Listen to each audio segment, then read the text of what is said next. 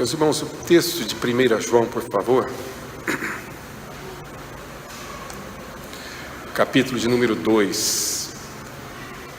1 João, capítulo 2.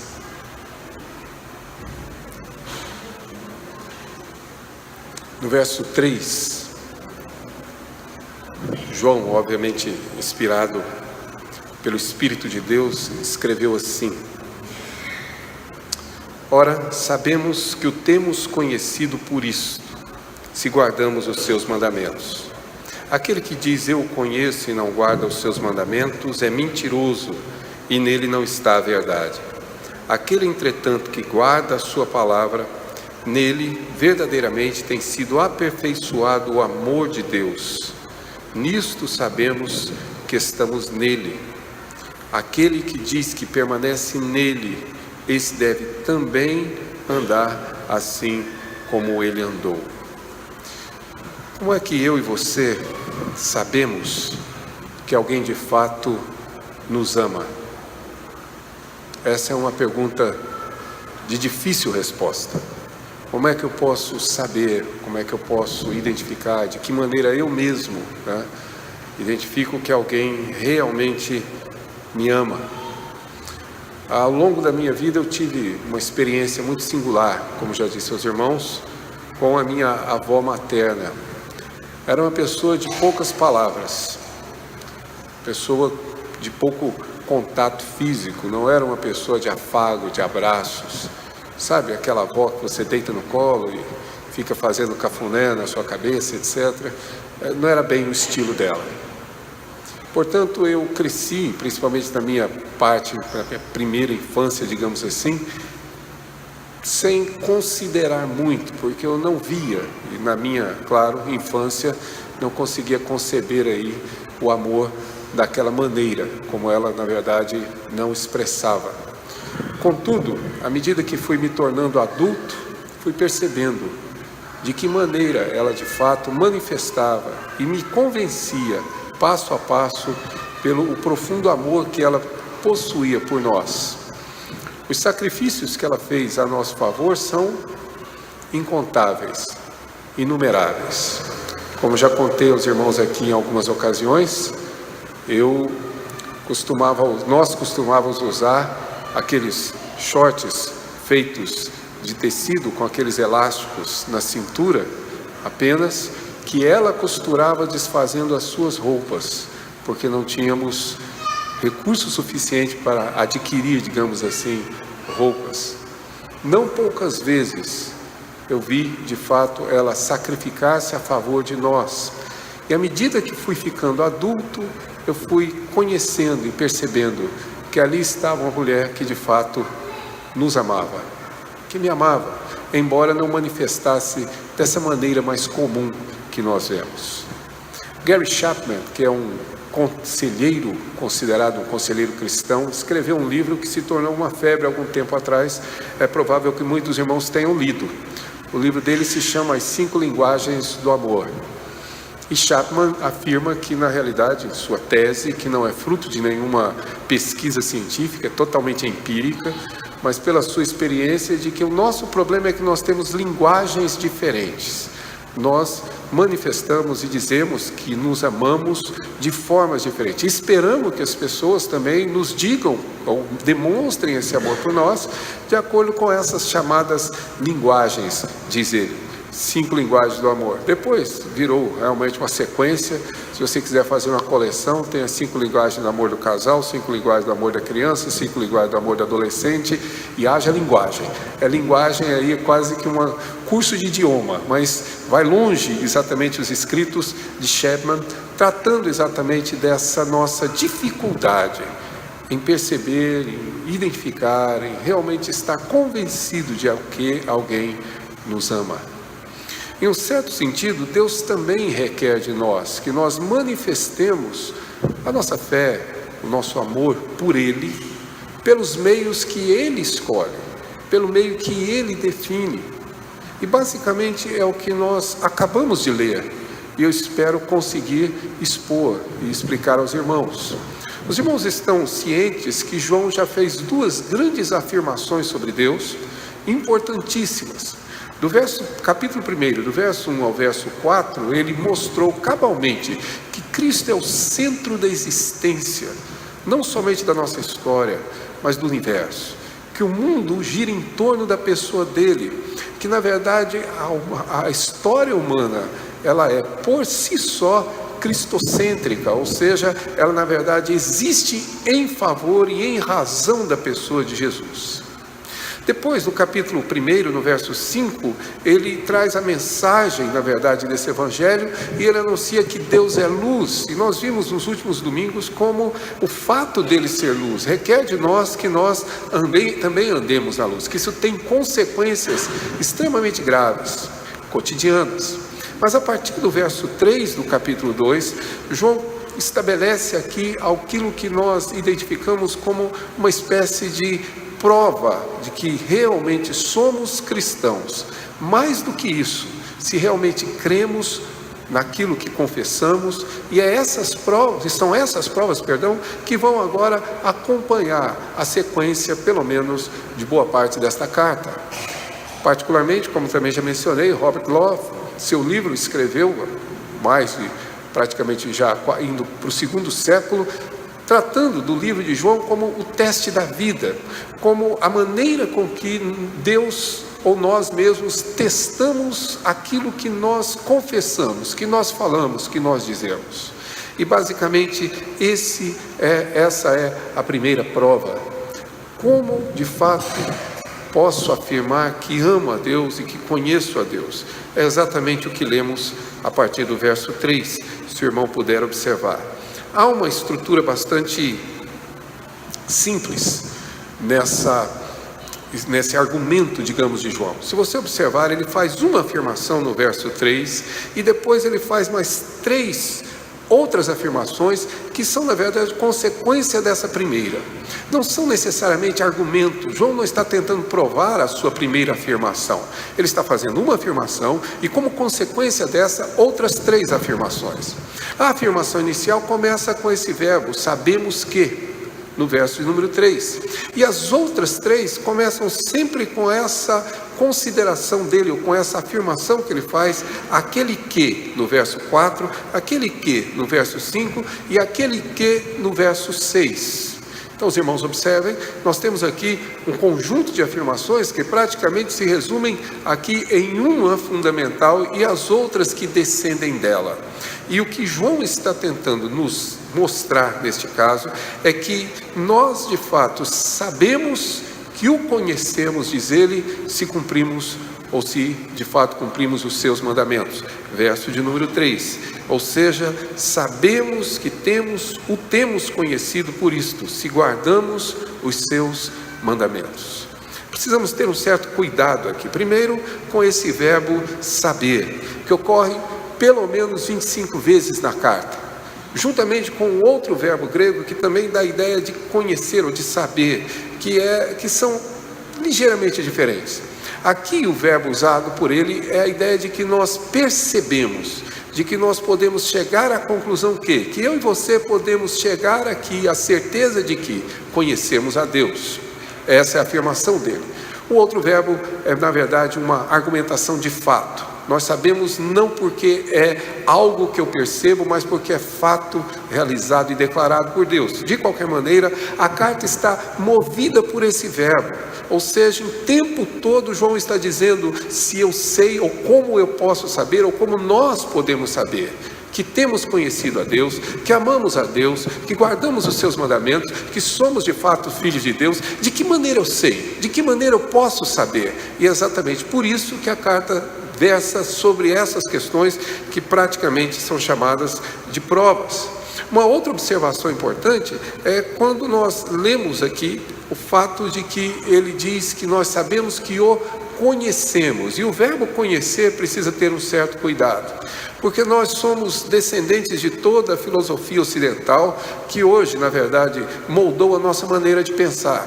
Por isso, conhecer para nós é saber fatos sobre, é conhecer algumas informações. Entre conhecer e, claro, aquilo que decorre desse conhecimento vai uma grande distância para nós, mas não para a Escritura.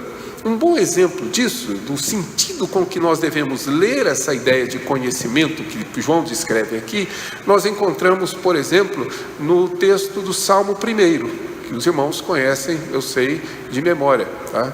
O Salmo 1 vai tratar da diferença que existe entre o justo e o ímpio. Os irmãos devem se lembrar que Deus diz que os ímpios são como a palha que o vento dispersa, tá certo? E aí ele interrompe isso para dizer: mas o Senhor conhece o caminho dos justos, o caminho dos ímpios perecerá. Existe uma diferença aqui, é que conhecimento aqui não é apenas saber, porque Deus sabe tanto o caminho do justo como sabe o conhecimento do ímpio. Não é apenas o fato dele de alguma maneira saber o que iria acontecer com o justo ou com o ímpio. Deus conhece não no sentido apenas de uma informação que ele absorve ou que ele detém, mas Deus conhece significa que Deus se aproxima que Deus na verdade se relaciona com. Para o Antigo Testamento, o oposto do conhecimento se chama aborrecimento, ou afastamento, ou distanciamento. Ou seja, conhecimento é na verdade uma relação que Deus mantém com o justo. Isso fica um pouco mais claro no Novo Testamento.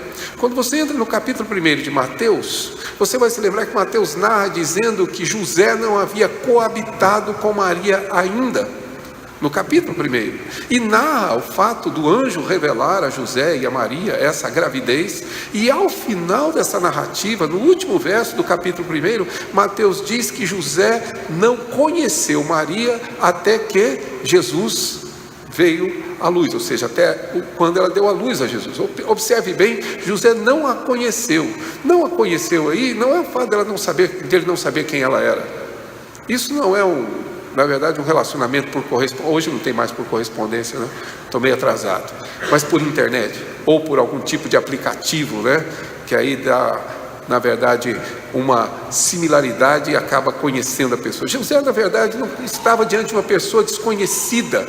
Ele sabia quem era, ele tinha informações sobre. O que, na verdade, o texto está dizendo é que José não coabitou, José não se relacionou, José não teve relações sexuais com Maria, até que, e por essa relação amorosa, a Escritura descreve o verbo conhecer.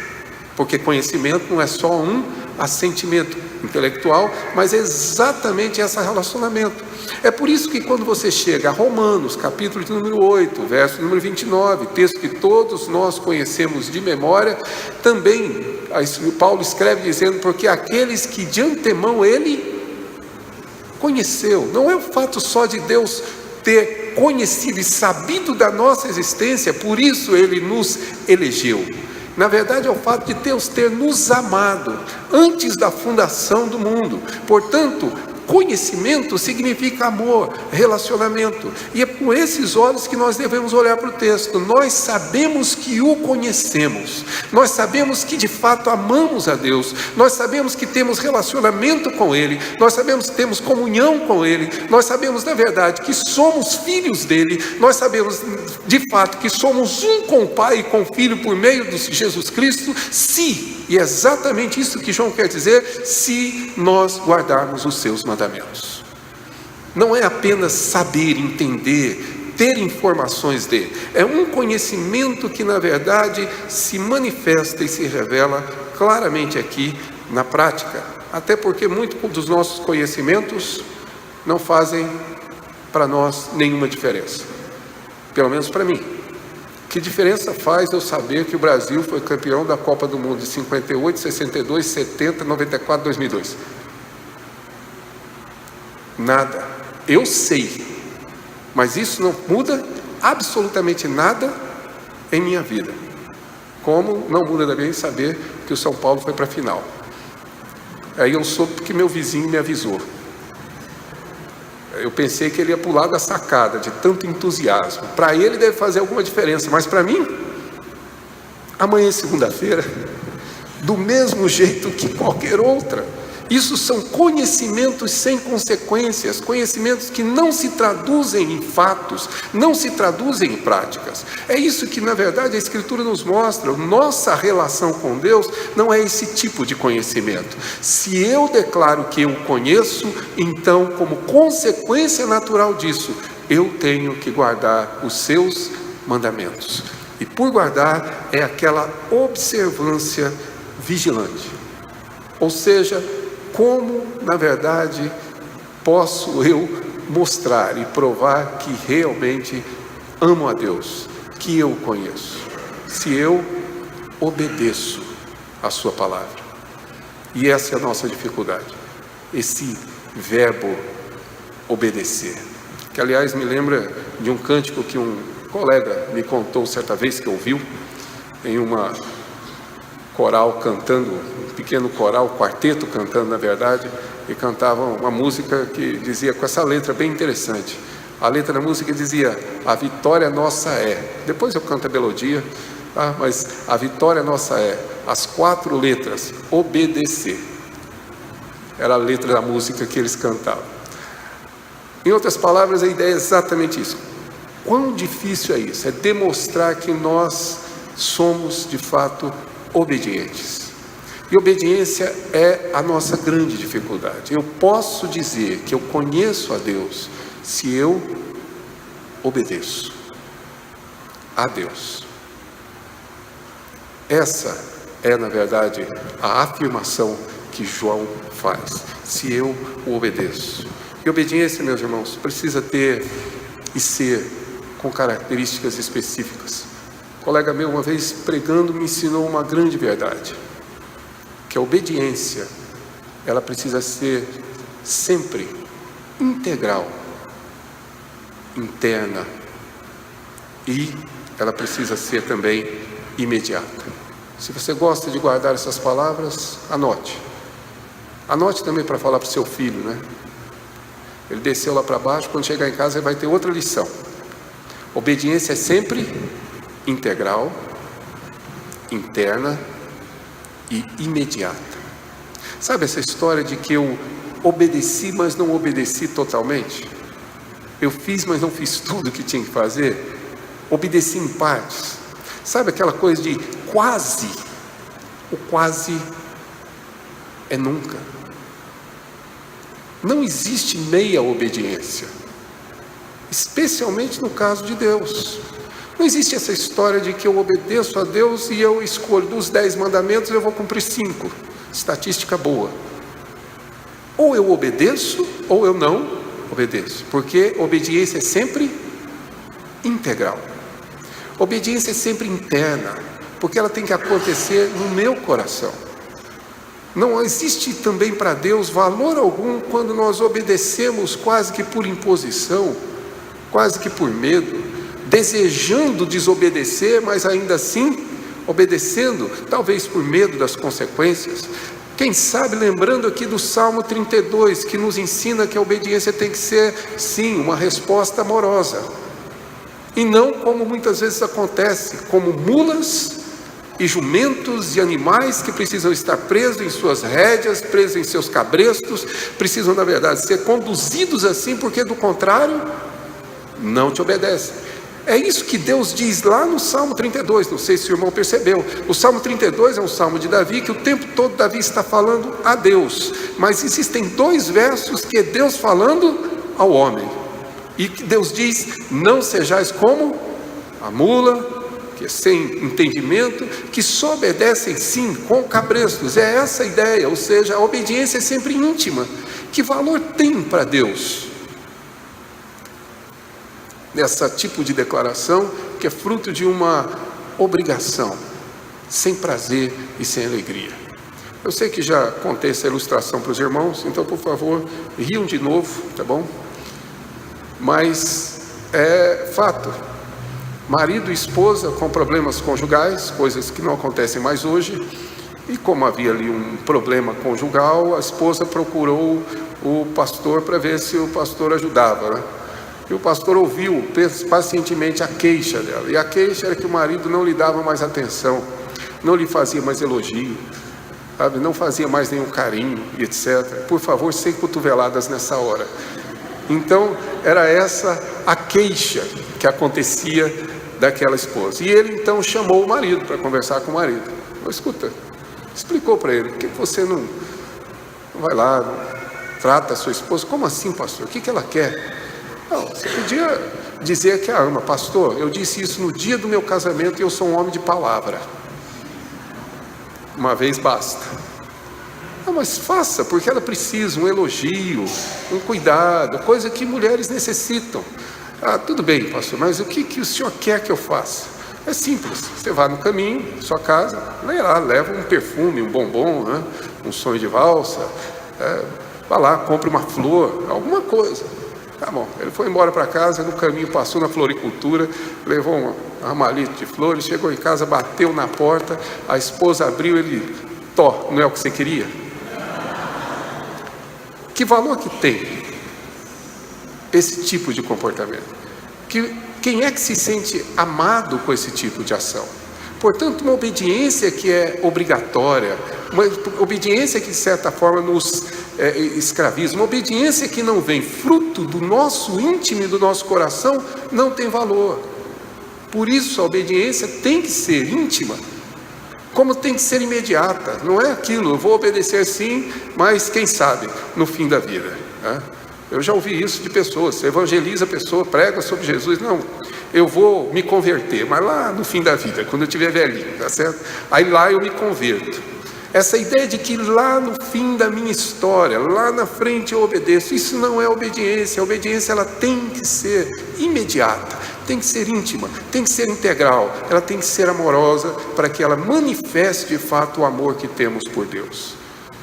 Se nós dissermos que conhecemos a Deus, então temos que guardar os seus mandamentos. E dessa grande afirmação, João tira 3 outras que eu quero que seus irmãos que observem.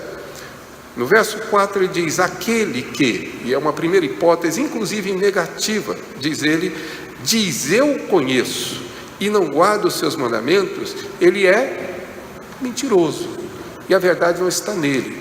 Essa é a grande distância entre o que eu digo ser e o que eu de fato sou, entre minhas palavras e meus atos. Essa é a distância que existe e que torna-nos realmente falsos. Nós temos o seguinte equívoco: nós achamos que mentir é você dizer palavras que não são verdadeiras, não é isso? Mas se eu não digo palavras que não são verdadeiras, eu me considero um homem de verdade, de caráter. Eu nunca minto. Pois bem, há falsidade em nós, na medida em que eu digo que conheço a Deus e não guardo os seus mandamentos. Se porventura eu não guardo esses mandamentos e confesso e digo e falo que creio nele, eu sou uma pessoa falsa. A falsidade é exatamente uma característica minha, ou seja, eu afirmo isso com meus atos, com os meus pensamentos, com as minhas ações, com o meu coração e tudo aquilo que a palavra de Deus requer de mim.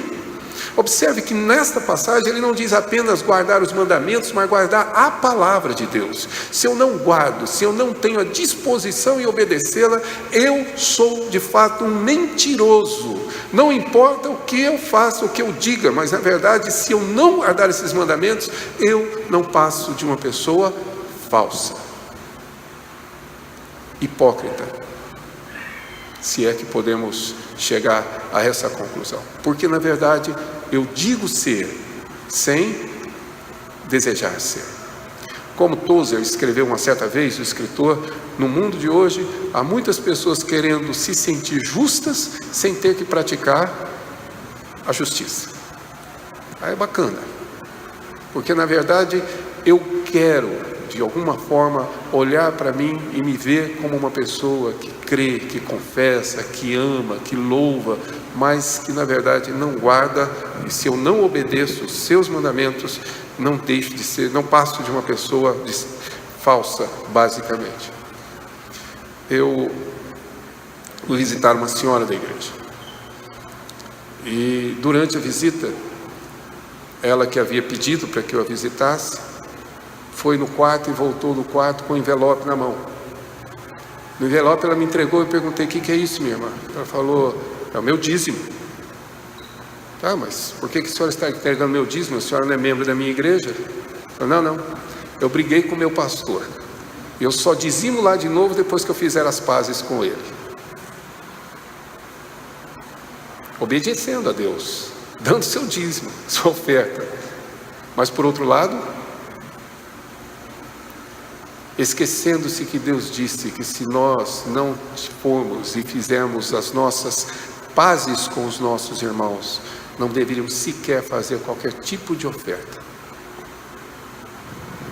Um outro, na verdade, não foi membro da minha igreja, ambos já falecidos inclusive, mas esse segundo chamou o seu pastor, que não era eu.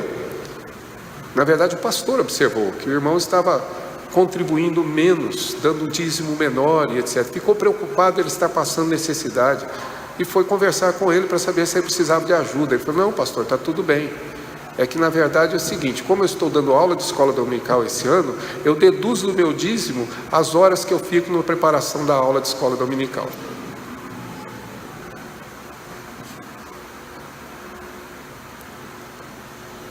Falsidade, hipocrisia, esse é o nome. Digo que o conheço, digo que o amo, e na verdade não obedeço a sua palavra e nem o seu mandamento.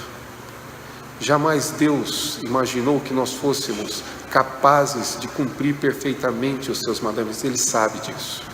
O que Deus requer de nós é essa obediência vigilante, é nós estarmos todos os dias vigiando os nossos atos, os nossos pensamentos, os nossos sentimentos, para verificar se nós não estamos de fato desviando do seu caminho e da sua lei e dos seus mandamentos. Segunda afirmação de João, no verso de número 5, como consequência daquela, diz ele: aquele entretanto, e o entretanto já nos diz que é exatamente o oposto do anterior, que guarda a sua palavra, nele verdadeiramente tem sido aperfeiçoado o amor de Deus, e nisto sabemos que estamos nele. Então veja bem, mais uma vez ele associa agora o conhecimento basicamente ao amor. Nele nós sabemos que o amor de Deus tem sido aperfeiçoado. Há uma dificuldade muito grande de traduzir essa frase, ok? Você sabe, escrito em grego, uma língua não consegue traduzir perfeitamente outra língua, e existem divergências aqui do que esse texto realmente pode estar se referindo. João pode estar dizendo o seguinte: nessa pessoa que guarda os mandamentos, é aperfeiçoado o amor que procede de Deus, o amor que pertence a Deus, o amor que é de Deus. Portanto, o amor de Deus é aperfeiçoado nele. Outras pessoas entendem aperfeiçoado de tal forma que a pessoa ama como Deus amou as outras pessoas. Mas eu gosto muito de uma versão que traz a ideia de que nisto é aperfeiçoado o amor de Deus, mas o amor que nós temos por Deus, o amor a Ele, é aperfeiçoado por meio da obediência. Quando eu guardo os mandamentos de Deus, o meu amor é aperfeiçoado, é demonstração de amor, é manifestação exatamente desse amor. Não é mero entendimento, mas é exatamente a maneira como esse amor se aperfeiçoa, por meio da obediência.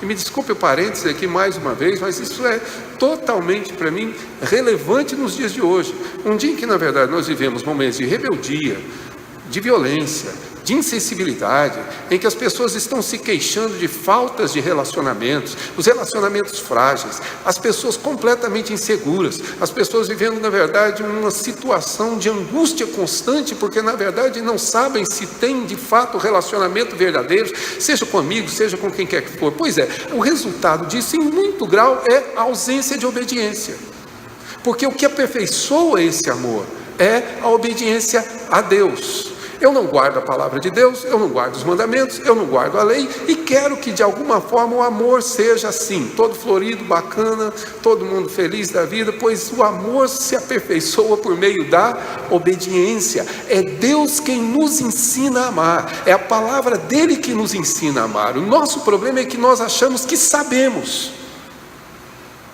nós achamos que temos plena ciência de como o amor é. Nós sabemos tanto que somos capazes de aconselhar os outros, orientar os outros, Nós somos experts, nós temos, na verdade, aí pós-graduação, pós-doutorado em amor. Nós não sabemos nada. Por isso, preciso obedecer, porque é a palavra de Deus que me ensina a amar. Em uma geração em que filhos não obedecem aos pais, em que pais não obedecem mais a Deus e queixam da desobediência dos seus filhos. O amor nele é aperfeiçoado, aquele que guarda as minhas palavras, aquele na verdade que guarda os meus mandamentos. E por isso ele acrescenta no verso 6, mais uma vez dizendo: aquele que permanece nele, permanece em Cristo, deve andar como ele andou. É necessário que haja um mínimo de coerência em nossa vida. O que eu digo, o que eu falo, o que eu pratico, se manifesta nessa obediência. Essa é a palavra simples de João. Eu gostaria de concluir com os irmãos, tentando ser o mais prático possível. Meus irmãos, não basta cantar e nem se emocionar com os cânticos. Assim como você, isso acontece comigo. Às vezes fico aqui sentado e muitas vezes emocionado com o cântico, mas isso não basta. Isto não é suficiente. Não basta, na verdade, você orar. Também não basta você contribuir. Não é suficiente você vir à igreja. Lamento informar. Não é suficiente que você se batize. Embora tudo isso seja importante, o teste que prova o nosso amor por Deus se chama obediência. E ele vai começar, ele vai começar a hora que nós cruzarmos aquela porta. Aí sim, o que nós fizemos esta noite, o que cantamos, o que oramos, o que choramos, o que sorrimos, o que nos alegramos, vai fazer sentido? Ou tudo isso vai se tornar uma grande mentira? O teste começa quando você atravessar aquela porta. Se você sai daqui disposto a guardar vigilantemente os seus mandamentos. É isso que na verdade é chamado de teste de vida. Mas eu gostaria de mostrar um outro detalhe para o irmão muito importante. O texto não diz que nós temos que provar a Deus que nós o amamos. Deus sonda mentes e corações. O Espírito de Deus perscruta tudo, como usando a palavra da nossa tradução, esquadrinha a nossa vida. Deus sabe perfeitamente o quanto eu amo, como sabia que Pedro o amava quando perguntou a Pedro se Pedro de fato o amava. Deus sabe. Deus não precisa, em momento algum, de provas do nosso amor. Quem precisa? Somos nós. Por isso o texto diz, sabemos.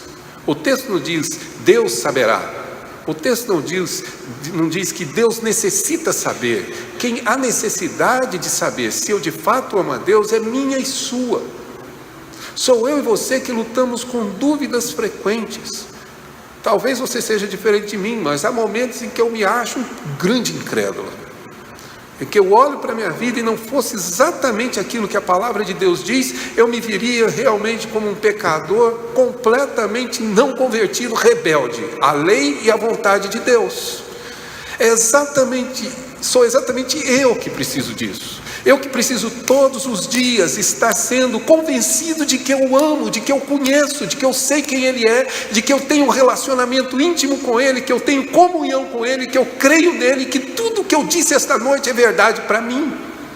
Sou eu. Deus em sua misericórdia dá uma prova de amor para mim. para que eu prove para mim mesmo que eu conheço o Deus que eu confesso, que eu tenho uma relação com Ele, que Ele me ama e que eu o amo verdadeiramente. Sabemos se eu e você de fato cumprimos os seus mandamentos. E tudo isso, meus irmãos, deve ser recebido por nós, não como um peso, mas deve ser recebido como uma alegria. Como eu e você, já diagnosticado, com certeza ou não por Chapman, temos dificuldades nas nossas linguagens de amor, como não conseguimos ter certeza que as pessoas nos amam, como temos grande dificuldade de mostrar às pessoas que a amamos, seja por problema de linguagem, seja por problema de falta de amor mesmo, de verdade, seja por problema da nossa corrupção, do nosso pecado, como essa luta é minha e sua, nós devemos sair daqui alegres, porque Deus nos ensina de que maneira eu e você vamos dormir esta noite com certeza no coração e não com dúvida, com alegria e não com tristeza. Vai nos mostrar que exatamente que podemos de fato descansar, porque tudo que nós confessamos é verdade em minha vida. Não porque eu serei perfeito, mas porque eu vou me esforçar por obedecer a sua palavra. Eu vou me esforçar por cumprir seus mandamentos.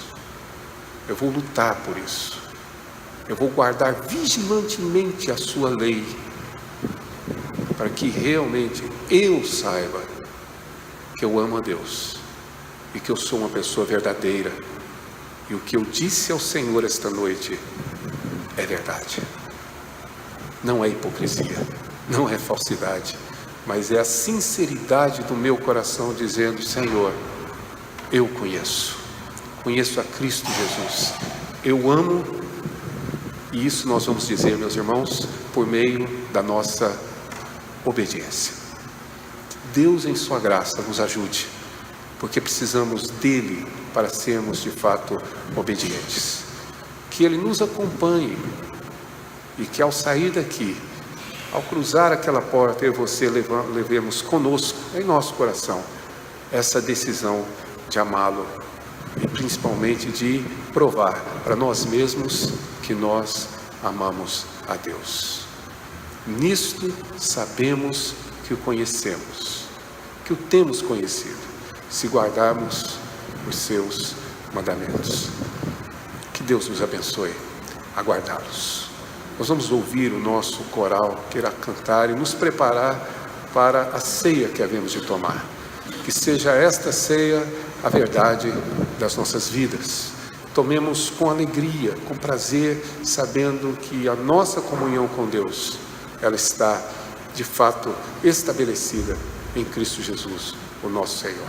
Cantemos com nós, ouçamos o nosso coral e logo depois eu convido os presbíteros para que tomem assento, para que celebremos a ceia.